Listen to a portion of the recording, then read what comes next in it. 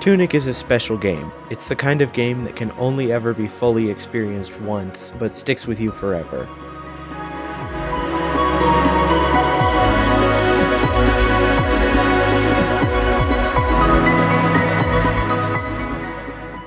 That sense of wonder and discovery, the shock of important story moments, the feeling of making a huge discovery, none of that hits as hard on the second playthrough. There are certain moments that I will most likely remember for the rest of my life.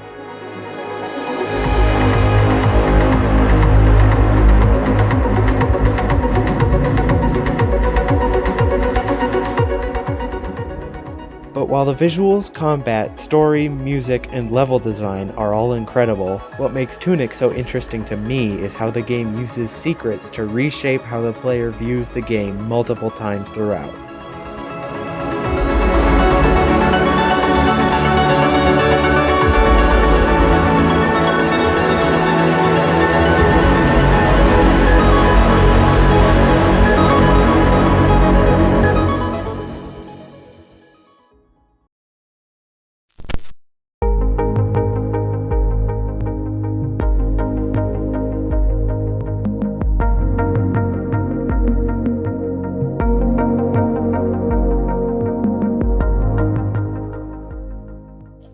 I was first drawn to Tunic when I found it on Xbox Game Pass. It looked like a cute Zelda-style adventure game, but once I actually started playing,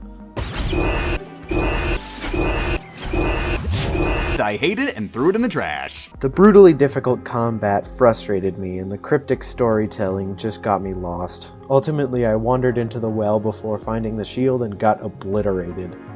After a few months, I decided to give it another shot, but following a guide this time. Sometimes when I pick up a new game, I miss something obvious and get stuck on the simplest of obstacles because I don't know what to pay attention to yet, or how the combat works. Surely that's what happened here, right?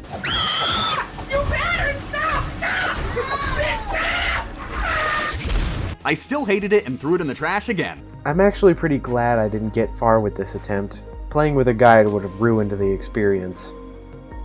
Anyway, I think over a year after that, I watched a fantastic documentary on the making of Tunic by that guy Glenn, and decided to give it another shot, and it finally clicked. Now that I had a lens through which to view them, the mechanics that had previously confused and frustrated me now made so much more sense. I stopped treating the combat like an ordinary Zelda game and actually started thinking about when to dodge an attack. And after learning that the average player is never meant to decode the fictional language that most of the game is written in, I started trying to infer what I could based off of the crumbs of English I was given. All this made Tunic more digestible, but the single biggest thing that helped me mesh with the game was realizing that I wasn't getting anywhere without taking notes. So what sparked this change? To understand that, I'm gonna have to go on a tangent about The Legend of Zelda. No, not that one.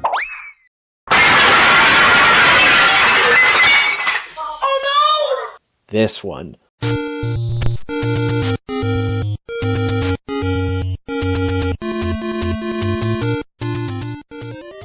At first I thought Tunic just took inspiration from Zelda with its visuals because of how difficult and cryptic it was, as the average Zelda game these days isn't too hard and is generally very clear about directing the player. It turns out that's because it primarily takes inspiration from the first Zelda.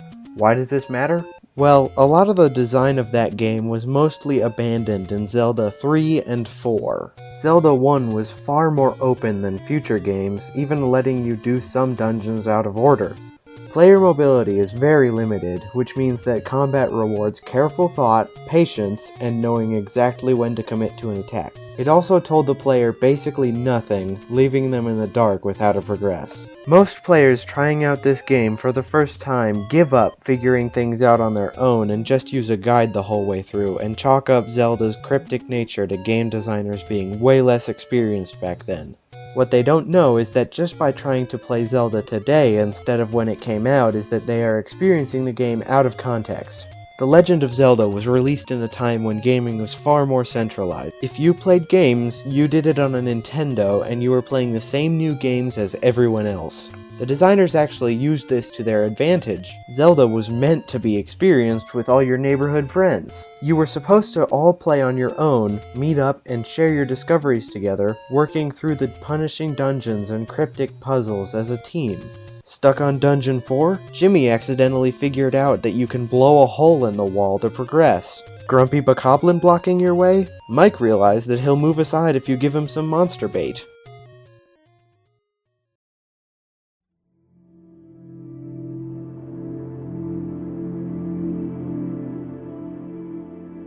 Zelda came with an instruction manual that, despite being largely dismissed these days, was actually a pretty big part of the experience. It served as the tutorial, and it even had some secret hints hidden within. These days, most games are distributed digitally and just include a tutorial in-game, so to deal with this, the instruction booklet is an in-game collectible with its pages scattered throughout the world. The developers took advantage of this in many ways, like using the fact that the player doesn't have all the pages at the beginning to hide secrets within, on top of using the manual to directly reference Zelda.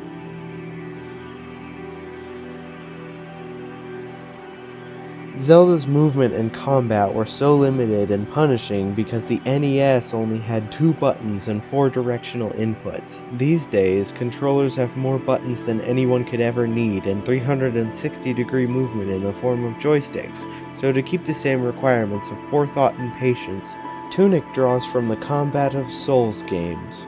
Mike Mahardy of Polygon writes that the breakout hit actually pulls more from Bloodborne. Zelda was designed to be solved as a community because the games industry was so much smaller back then. These days, hundreds of games worth playing are released every month, so how is it possible to keep the same sense of community without any extra people? Well, within Tunic's meta-narrative, you bought the game used.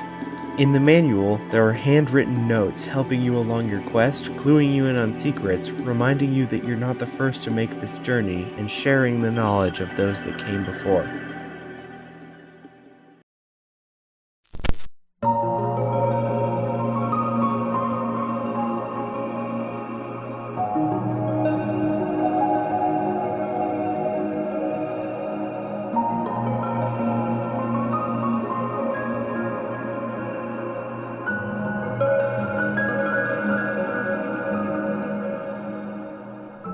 Now that I actually understood why the game is how it is, as well as its inspirations, I could actually engage with it. Adapting Zelda 1 for the modern era is all well and good, but I love Tunic because it goes way further than that. After noticing all of this influence from Zelda, I realized that Tunic's not just inspired by Zelda, it's designed to feel like playing an old-school NES game as a kid. When the manual is used, the game screen fades into a low-resolution fuzzy tube TV image. The screenshots in the manual also use this CRT filter. This is meant to make the visuals feel how an adult would remember their favorite childhood game. The world is also meant to evoke that naive sense of endless possibility that a lot of kids felt when experiencing video games for the first time. Andrew Scholdice, creator of Tunic, even said in an interview with Game Rant that the core of it was the desire to create a game that captured the same feelings of playing a game as a kid, say an NES game. Anyone who played Pokemon as a kid in the 90s remembers trying to find Mew under that truck. My generation's equivalent would probably be trying to summon Herobrine or go to the Aether in Minecraft. In Tunic, however, the world feels alive. It feels like there's something going on under the surface, like it's far bigger than it actually is, and like it evolves, even as an adult. One way it achieves this is by making the maps outdated. Area maps in the manual have a few differences to the corresponding areas in-game, like some bridges being intact on a map but being collapsed in-game. The secret language also helps create this feeling. It's basically the game telling you that there is so much more to itself, but you can't see it yet. By far the biggest way Tunic does this is the sheer amount of times it gets the player to say, "Wait, could I always do that?" Throughout the game, as the player collects pages, important mechanics are not unlocked, but revealed. Fast travel can technically be used the moment you start up a new save, but the player has no idea how until way later. There are so many more examples of this, and each one completely changes the way players look at the world, seeing and understanding the smallest details that were completely overlooked before. And each one makes the player think, what else am I missing? What else can I do? So the player keeps following the main objective, all the while wondering what else is out there. They journey across the world, finding evidence of a deeper story they can't decipher yet. They collect the 3 gems and open the door. However, at this point, something goes terribly wrong.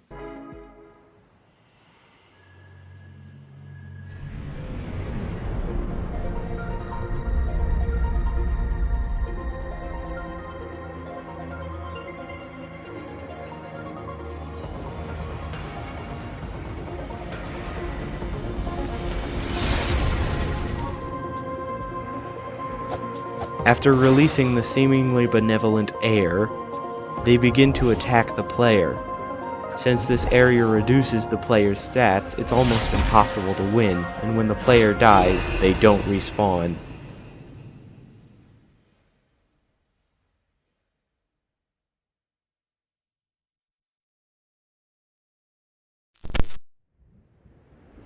As the world fades back into view, it almost looks like the opening cutscene, but something is off.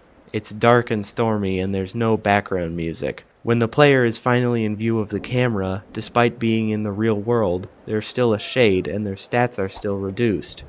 All the enemies are gone, and there are more shades scattered throughout the overworld.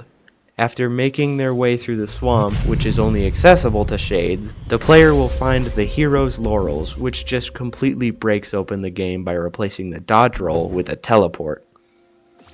At this point, Tunic truly blew my mind. Up until now, the player has heard a few mentions of this holy cross, and now that they can collect the right pages, the manual will reveal to them that it isn't an in-game item, but the D-pad on your controller. This is how you learn about those doors I mentioned earlier, but it goes so much further beyond that with the fairy puzzles. These things are hidden everywhere. D-pad direction sequences encoded into cracks on walls, decor in houses, arrangements of flowers, music from wind chimes, the movement of enemies, the very world itself. And I cannot stress enough that the only barrier to seeing these things is knowledge. You can load up a brand new save, wander to a sign written in gibberish, and immediately solve the puzzle if you already know about it. Just by the simple act of cluing the player in, Tunic completely changes the gameplay and the world without actually changing anything, because it was all always there. Anyways, after finding and solving 10 of these, the player receives the second to last page of the manual, the back cover. Even with the second to last page, Tunic couldn't resist completely upending the player's understanding of itself one last time with the final puzzle, the Golden Path. It manages to do this, yet again, with a single page. But unlike last time, the secrets aren't encoded into the world, but your one companion through this journey, the manual. 25 secrets scattered throughout combine to create the largest Holy Cross puzzle in the game, as well as a solution that I was so proud of that I hung it on my wall. All of this is done to open the door in the mountains, and behind it, the last page, the front cover. The manual is complete, but there are still more secrets to uncover, more revelations hiding just beneath the surface, and despite that fact, with the last page, Tunic forgets about this for a minute just to share a message from the developers to you, congratulating you on coming so far. Dear player, you've come a long way, haven't you? You've probably found a lot of secrets. Maybe you've stumbled across the hidden trophy room. Perhaps you've even freed every fairy. We hope you had fun, but there's at least one more thing for you to do. If this is your final page, you should pay a visit to a certain someone and share your wisdom. Thank you so much for playing.